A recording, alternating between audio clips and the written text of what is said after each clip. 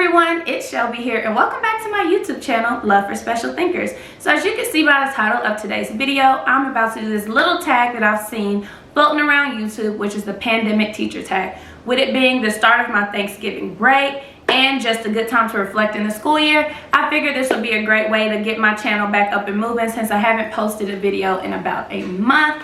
So if you're interested in this video, stay tuned and don't forget to like, comment, and subscribe.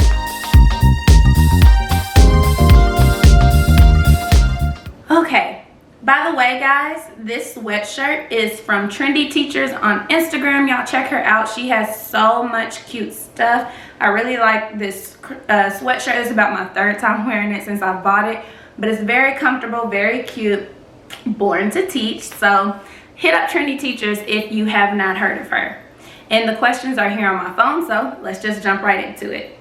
All right, so the first question is, are you teaching in person, hybrid, or virtually? And explain how it works.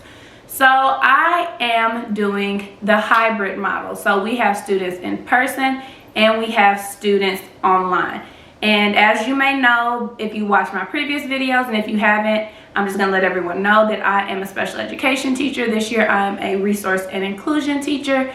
So this is quite a task to do a hybrid teaching for inclusion and resource.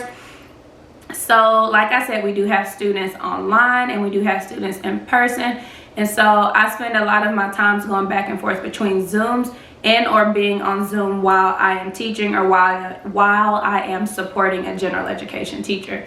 So for example, my resource groups. So the handful of students that I do have on campus, when I pull them into my resource classroom, I will project the students who are virtual via Zoom on my Promethean board. We share screen and we do the activities that way. I do a lot of pair decks because it's easy for them to respond and kind of interact with each other, even though some are at home and some are virtual. Then when I'm doing inclusion, depending on the student who I am servicing, I will be on Zoom, of course, to service my students who are at home.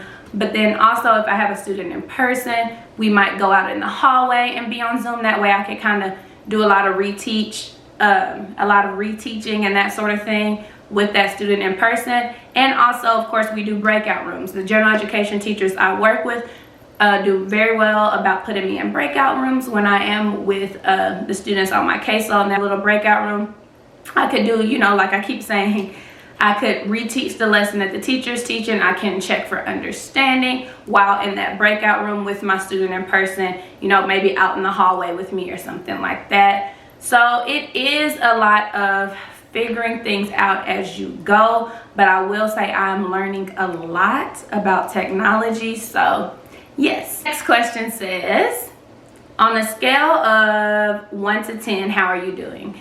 So right now I'm a 10. I'm great because it's Thanksgiving break, but I will say I have my ups and downs.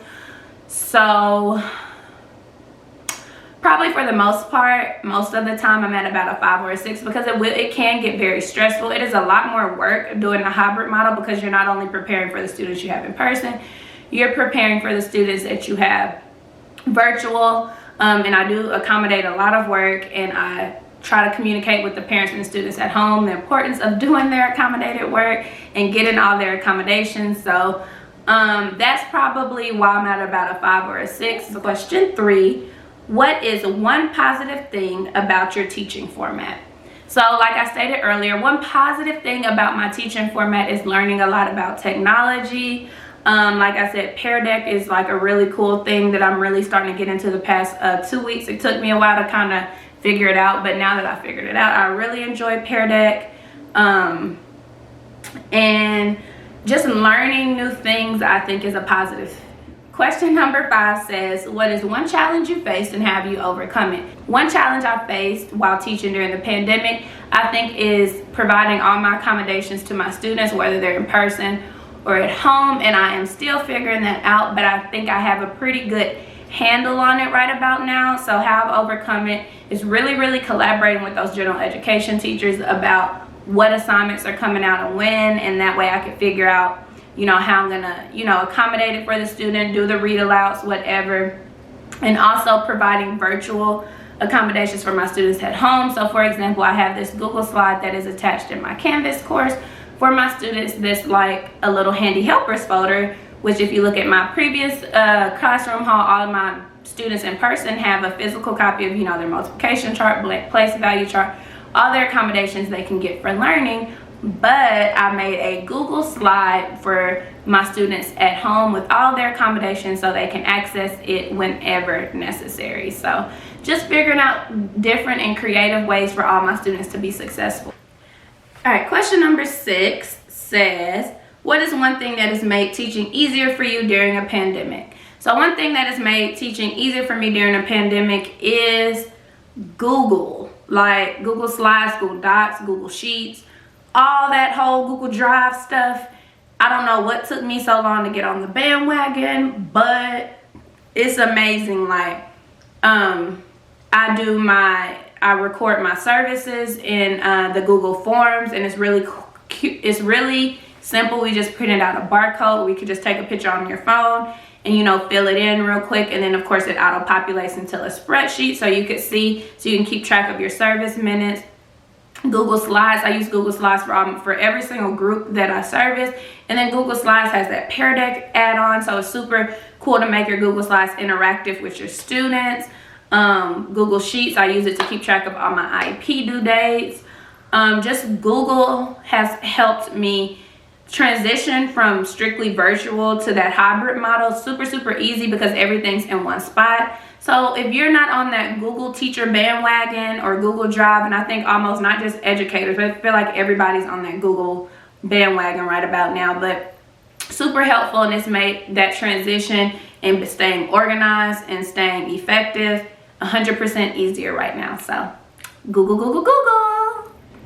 What is one change you have made that you will continue when the pandemic ends? So one change that I have made is incorporating more technology. So right about now, as you know, we don't have a choice but to use technology in our classroom because half of our students are virtual and half of them are in person, or more than half, or whatever your situation is. And so I've really figured out there's a lot of cool stuff that will help students on all levels be successful. And so that's one thing, just incorporating all these different types of technology. Even when this whole pandemic is over, I will continue to use technology quite a bit in my classroom or with the students that I service. Question number 8, what has been your favorite purchase during the pandemic? So I have been able to save a lot of money during the pandemic.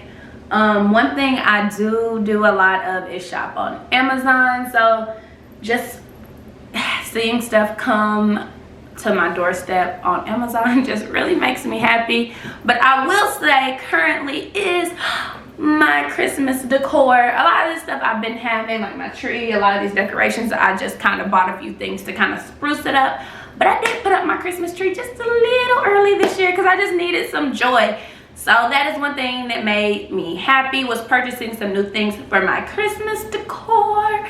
And so I just have a positive outlook on everything right now just because it's Christmas time almost, and just seeing my tree just makes me so excited. Question number 9, how have you been taking care of yourself?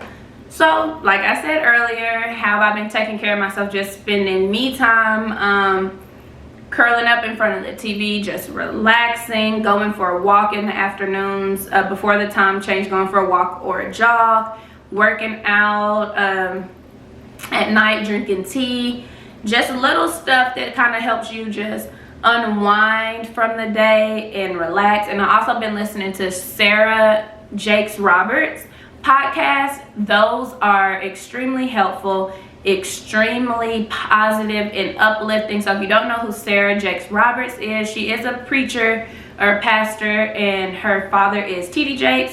And so she has a podcast, she has like a YouTube, she has everything. And just her sermons and daily podcasts or weekly, however often she does them, are just really positive and uplifting. And so it really helps me out during this time. And my last question, the last question says, what makes me happy during this time? What makes me happy is that all of my students, all of my friends, all of my family are still safe, healthy, and here and alive. So that literally makes me happy. Like, everyone around me, even if they have been touched by COVID, they've been able to make a full recovery. And that is just something that makes me happy, something to be thankful for with Thanksgiving right around the corner. So and for my own health and safety, I'm just blessed and happy to be able to teach during a pandemic, even though it's hard. But I am able to still do it and give my best and give my all to those students. So that's what makes me happy during this time. Alright guys, so that is it for this video. I hope that you enjoyed my pandemic teacher tag. So comment below, what is one positive and one not so positive or one negative thing that that's been happening to you while you've been teaching during the pandemic. Or if you're not a teacher, just what's one positive and negative thing about this whole era that we're living in right now. So comment below, and don't forget to like, comment, and subscribe. Thanks for watching. Catch y'all next time.